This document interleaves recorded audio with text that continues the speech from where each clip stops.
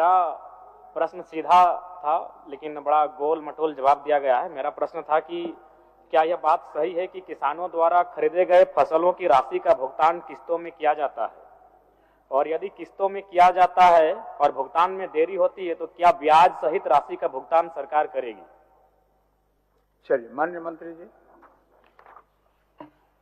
Sir एक बार फिर से सर बता दीजिए। हाँ मंत्री महोदय, मेरा प्रश्न ये है कि जो निर्धारित जयराम जी बट हम बता देते हैं, किसान को जो आप समर्थन मूल्य देते हैं, समर्थन मूल्य का जो पैसा है, अगर देर से अगर विलंब से अगर भुगतान होता है तो क्या उसमें इंटरेस्ट आप देंगे? यही ना ठीक है, बोलिए अध्यक्ष महोदय। जी बोलिए। सर निश्चित तौर पर महोदय, अगर कहीं लगेगा कि हम लोग क्योंकि किसानों का अगर हक हम लोग मार रहे हैं तो निश्चित तौर पर इंटरेस्ट देंगे महोदय, ऐसी कोई बात नहीं है। मैं कहना चाहता हूँ महोदय, जो प्रश्न इन्होंने किया है कि किसानों का प्रथम फेज में जब हम लोग चावल धान लेते हैं महोदय, जब क्रय लेते हैं तो 50% हम लोग देते हैं ऑन द स्पॉट और 50% हम लोग बाद में देते हैं। इसका कारण है महोदय कि अगर हम एक टाइम अगर हम पेमेंट कर देंगे तो बिचौलिए लोग हावी हो जाएंगे, किसान को उसका सही लाभ नहीं मिलेगा महोदय। इसको देखते हुए हम लोगों ने निर्णय लिया है कि पहले हम किसानों को 50% देंगे, उसके बाद महोदय जब धान हमारे जाएगा तो मिल में जाएगा, वहां से जब साफ चावल आएगा महोदय, उसके बाद 50% हम लोग दे देंगे महोदय। तो सरकार अच्छा काम करना चाहती है महोदय, हमारी सरकार किसानों की सरकार है महोदय, मुख्यमंत्री जी का सोच यही है महोदय। और जयराम जी।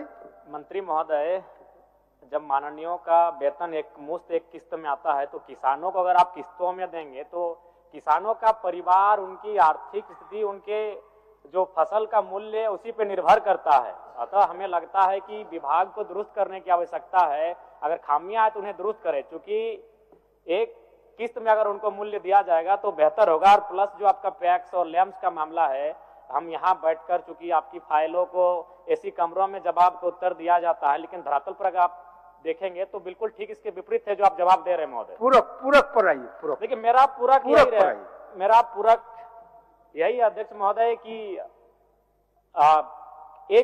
एक मुश्त में एक किस्त में सरकार विचार रखती है। सर मैंने कहा ना सर कि हम किसान की जो हित है सर उसको देखते हैं। विधायक जी जो कहना चाह रहे हैं कि एक मुश्त में महोदय, अगर एक मुश्त में देंगे तो महोदय इसमें करप्शन बढ़ेगा महोदय, सभी किसानों को लाभ नहीं मिलेगा। हमारा झारखंड है महोदय, आदिवासी ट्रैवल है महोदय, ये लोग जाएंगे तो वहाँ बिचौलिए लोग लेके जाएंगे, उनका पता चला धान भी दिए पैसा भी नहीं मिला महोदय। तो हम लोग देखते हैं, वेरीफाई करते हैं कि सही जगह मिला कि नहीं मिला पैसा। इसलिए महोदय ये हमने क्राइटेरिया तय किया है। अगर विधायक जी को पर्टिकुलर किसी किसान को चाहिए हेल्प देने के लिए तो मैं उसको दिलवा दूंगा महोदय। ठीक है, बस मंत्री महोदय स्वीकार कर रहे हैं कि इससे एक मिनट आपका माननीय मुख्यमंत्री जी इच्छा व्यक्त किए हैं संतुष्ट करने के लिए। माननीय जयराम मातो जी का जो सवाल है, सवाल बहुत स्पष्ट है, थोड़ा शायद मंत्री जी इसको क्लियर नहीं कर पा रहे हैं। अध्यक्ष महोदय, जो धान क्रय करने का जो प्रक्रिया है राज्य सरकार के अंतर्गत, वो जो उठाव करती है और उसके बदले जो सरकार के माध्यम से किसानों को पैसे दिए जाते हैं, वो इस आधार पर अध्यक्ष महोदय की एक रोटेशन सिस्टम है, राज्य के अंदर राइस मिलों का एक कैपेसिटी है, उस हिसाब से उठाव भी होता है और मिलिंग भी होती है, फिर वो बाजार में आता है या गरीबों में बढ़ता है। उसके बाद ये एक कंटिन्यूअस प्रोसेस है।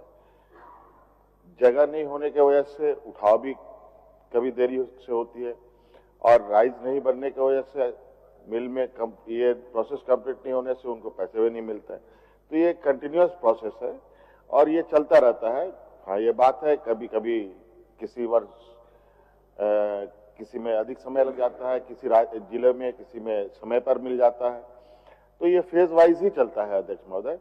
हाँ, ये बात जरूरी है, ये फेज वाइज को खत्म करने की दिशा में राइस मिल की संख्याएं बढ़ाई जा रही है और जितना अधिक राइस मिल यहाँ लगेगा अध्यक्ष महोदय, उतना तेजी से उठाव भी होगा और समय पर लोगों को पैसे भी मिल जाएंगे। चलिए, माननीय सदस्य हेमलाल मुर्मू जी।